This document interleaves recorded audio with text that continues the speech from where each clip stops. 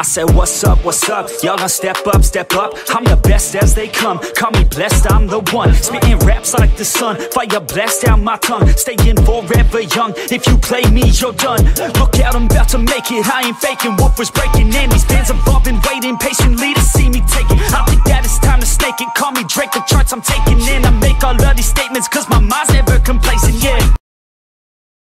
I thought it'd be a weak season, but I'm happy to tell you that I was wrong. Some really good stuff are airing. We got Demon Slayer, second seasons from good and bad shows, as well as a couple new adaptations and originals. Alright, let's get started with this review. When I first saw the title, I thought it was a play on word with males and girls moved from. Well, it doesn't matter what I thought. It's an anime about art, they were referencing Picasso. It's a good watch, but clearly overrated on this site. They kept the quality, so nothing really negative to say. The studio's literally just flexing at this point. The next one's an anime filled with pervert. We got Komi, who's bad at communicating and everybody else misunderstanding her.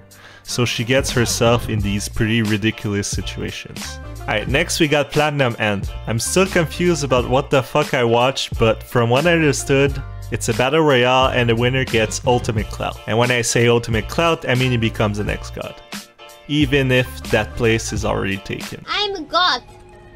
Okay? Mieruko-chan is a comedy horror anime. It's really good at creating tension, but deliberately tones down the horror aspect.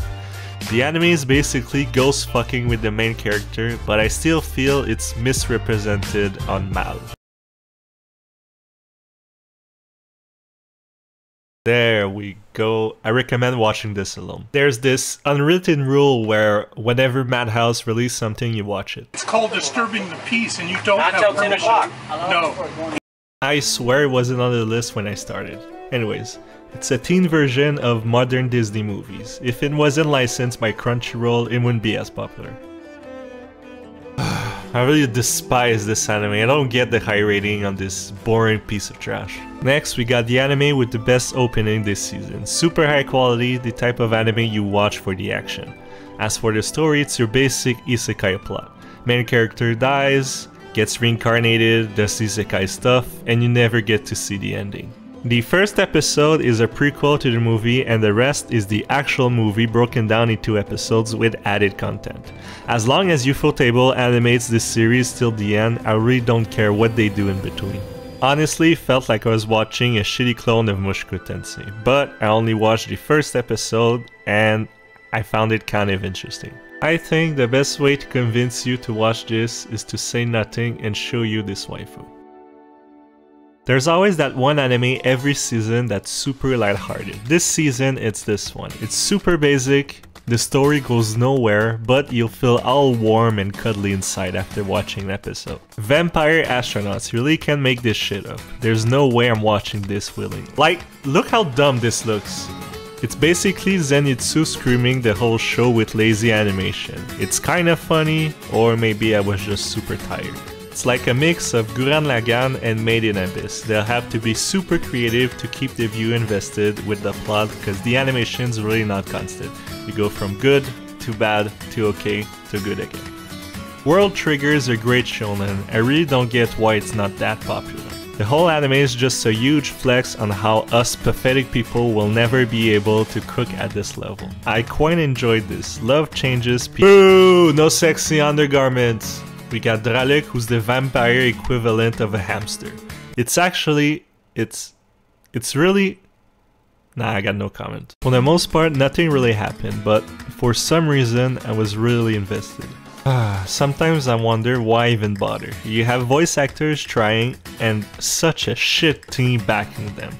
The game has better animation. This anime is exactly what people sell you when they talk about Steven Universe. We got the second season of the sequel of Inuyasha. Either the sequel was a huge failure or it gets the card fight treatment. But it looks infinitely better than the original. Kagome, you look similar to Kikyu. Inuyasha, I am just a schoolgirl. Curse Kaidi's magic. Without the Jewel of the Four Souls, I'll never become a full demon. It's two guys exorcising ghosts with the power of orgasm. shit was too hot for me. It's like a Yu-Gi-Oh clone, but almost every cards are waifus. 100% approved coming from a guy simping for dragon mates. You really need to enjoy mechas to love this one. It's straight up garbage.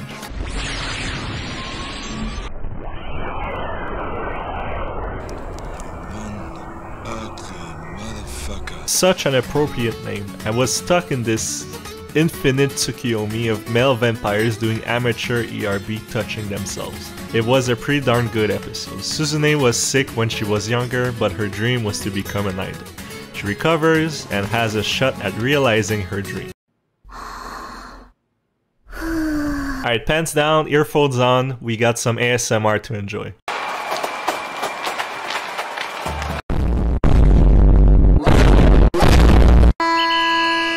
Alright, okay. Hockey is a difficult sport to get into. The officiating is pretty dog, so new fans get lost and frustrated. It'll be a pleasant experience for people who don't know about the sport, but pretty aggravating for hockey fans. They should have called it PTSD the animation. They made a crossover of the top tearjerker anime. They parody the emotional scenes so you'll laugh with tears.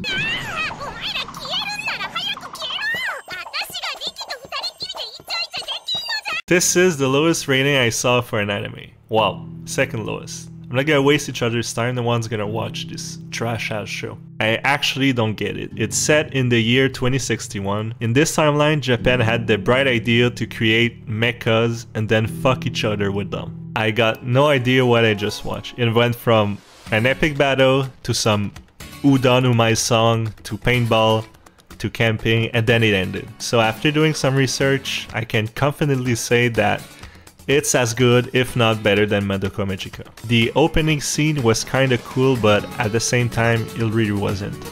It's one of those trashy animes. Japan really can catch a break whenever mechas are involved.